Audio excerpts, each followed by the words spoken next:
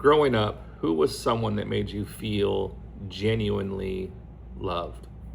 Who made you feel seen, safe, valued?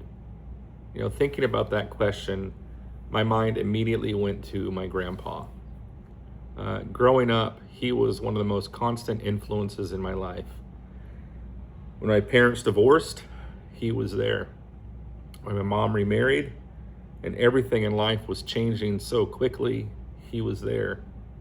When my brother was murdered and my 10-year-old world felt like it was falling apart, he was there. Now, he wasn't a counselor by any means. He wasn't the kind of person who had the perfect words to say in any given moment. He simply had a way of making you feel safe. Like no matter how confusing or painful life became, I didn't have to face it alone. Then when I was 12, or right around there, he died. And suddenly, the person who had always been a steady place in my life was gone. I remember feeling like I had lost my anchor. There were still people around me who loved me. There were still family and friends, neighbors who cared, but something had changed. For the first time in my life, I experienced what real loneliness felt like. And as I look back upon that time now, I realize something that I never could have understood as a kid, that my grandfather didn't just love me. He was quietly teaching me what real love looked like. Not through speeches, not through advice or any kind of grand gesture, simply by the way he showed up, the way he listened, the way he stayed near. And even though now he's been gone for decades, his love still has a way of shaping the way I think. It shapes the way that I see people, the way I try to love others. Because that's just what love does. Love leaves fingerprints on our souls. That's why when I asked you to think about someone who made you feel genuinely loved, I don't think many of us thought about achievements or possessions or even a place. We thought of a person, because love has a way of shaping us. And that love has a way to continue shaping us long after the moments themselves have passed. And I think that's exactly why one of the Beatles' most simple lyrics has endured for 60 years. All you need is love. Because somewhere deep inside, we all know that love, real love, changes people. The question is how, or maybe more importantly, what kind of love has the power to do that? If love really does shape us, if the people who love us leave fingerprints on our souls, then maybe the most important question isn't simply, do I love? Maybe it's, what is forming my love? Or to put it another way, what sits at the very center of my heart?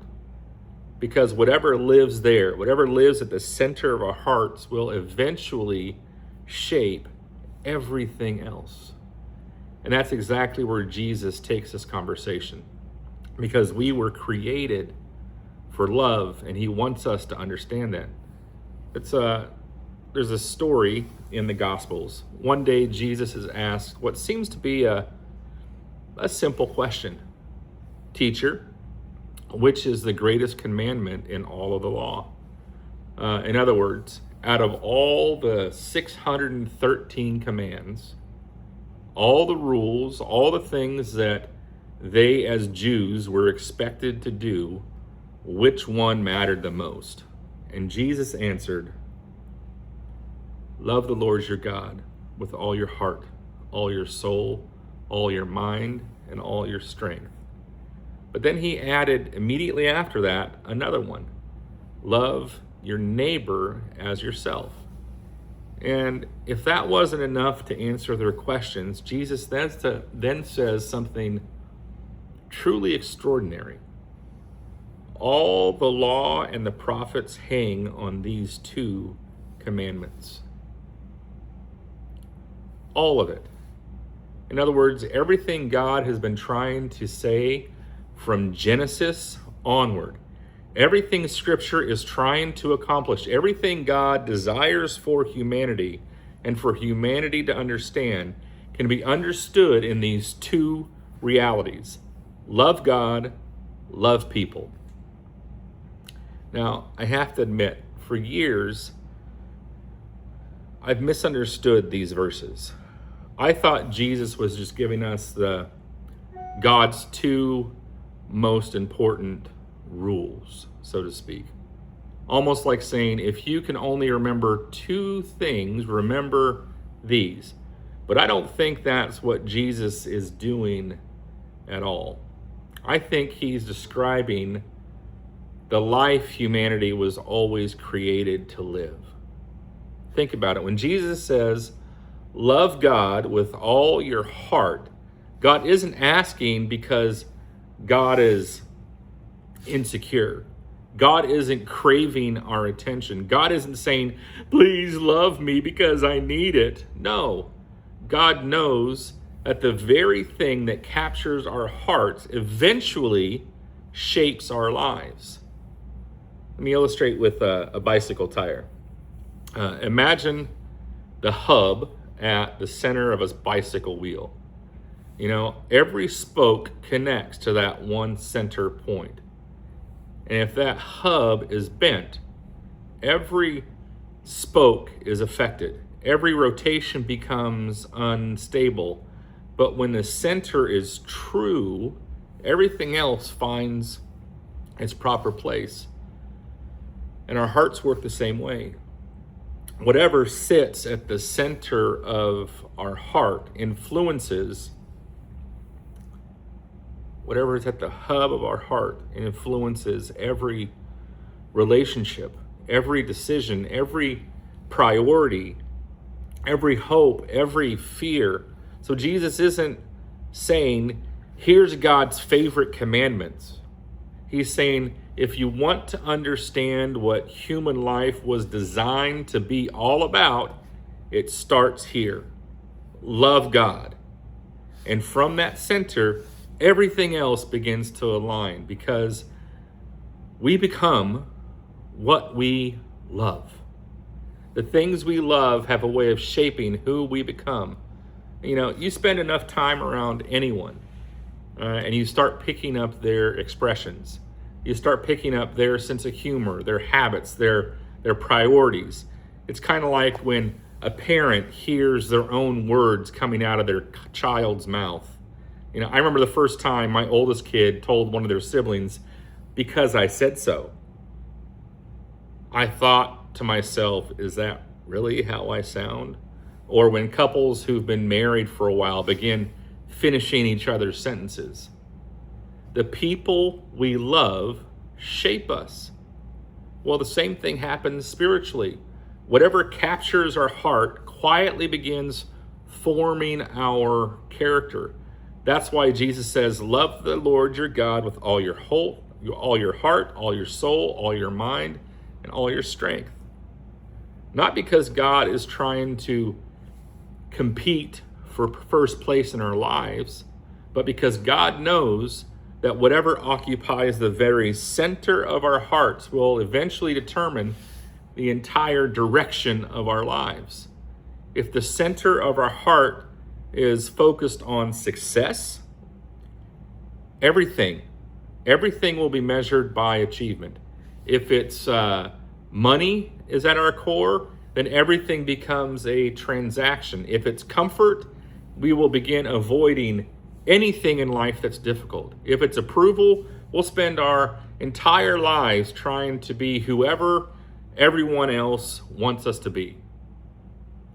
Because whatever we love the most eventually shapes who we become. It's kind of like running water. Water has this incredible way of shaping land. At first, it looks relatively insignificant, just a trickle. But year after year, the water flows in that same path, and little by little, it's carving deeper and deeper and deeper until eventually what was once just a small stream now has become a canyon. Not because of one dramatic moment, but because of thousands and thousands of ordinary days flowing in the same direction. And our hearts work the same way. Every day, our attention, our affection, our devotion flows somewhere. You can't help it, that's just the way life is. Every day, our attention, affection, and devotion will flow somewhere. And over time, those repeated loves begin carving the shape of our souls, which means the biggest decisions shaping your life aren't the dramatic ones. They're the ordinary ones that you keep loving day after day, which is why Jesus begins with, love the Lord your God with all your heart, all your mind, all your soul, and all your strength. Because God isn't merely asking to be first place in your life. That's not what this passage is about. God is inviting us into the only love that can make us the people we were always created to be. And here's what's different about loving God. The more we love success, the more anxious we tend to become. The more we love approval, the more insecure we become. The more we love power, the more controlling we become. But the more we love God, the more we'll begin to reflect God's character. We'll become more patient, more gracious, more forgiving, more generous, more compassionate. And not because we're trying harder, but because we're slowly becoming like the one we love. Which leads us to one of the most beautiful truths about Christianity. God doesn't simply tell us what love looks like. God shows us. Love begins with God. And one of the most beautiful truths of Christianity is it never begins by telling us to love better. It begins by telling us how deeply we are loved. The Apostle John puts it this way in 1 John 4. This is love, not that we loved God, but that he loved us and sent his Son as an atoning sacrifice for our sins. Think about that for just a moment. John doesn't define love by our effort. He defines love by God's initiative. Before we reached for God, God reached for us. Before we ever thought of choosing God, God chose us. Before we ever loved anything, we were loved by the creator and sustainer of everything. That's where Christianity begins. Not with our love for God, but with God's incredible love for us. And nowhere do we see that more clearly than at the cross. Romans 5 says, God demonstrates his own love for us in this: while we were still sinners, Christ died for us. Not after we got our lives together, not after we finally became lovable, not after we finally learned to love God back. While we were still sinners, while we were still enemies, Christ died for us. That's the kind of love that changes people. And that love is directly connected to this idea of grace. You see, grace has a way of doing what guilt never could. You know, fear can change behavior for a while. Shame can produce compliance for a while. Rules can modify actions for a while. But only love transforms the heart, which is why Jesus didn't simply come to us to tell us to love. He came to show us what real love looks like. that real love is patient, that it's sacrificial and forgiving, that it's merciful and it's steadfast. And then he invited us not just to admire that love, but to receive it. Because the more we experience the love of Christ, the more we begin reflecting the character of Christ. And we don't love people in order to earn God's love. We love people because we've already been loved.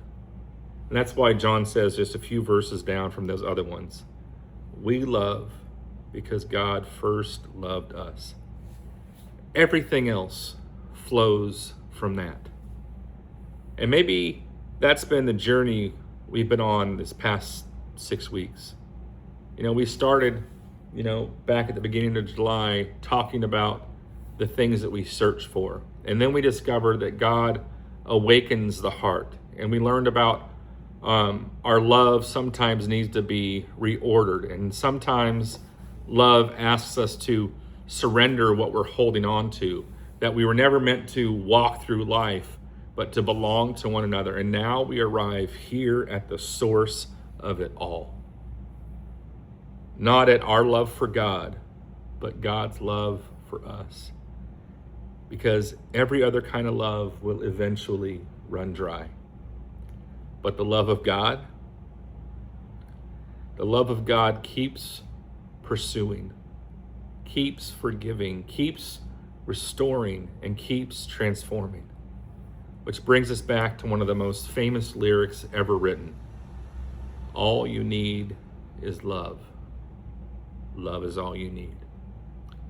The Beatles were closer to the truth than they probably realized in those lyrics. Love really is what we need. But the love that changes the world is something we can't manufacture. It's something that we receive. Real love, the love that we all need, has a name: Jesus Christ. Thank you for being with us today. I hope to see you again real soon. Have a great week. Bye.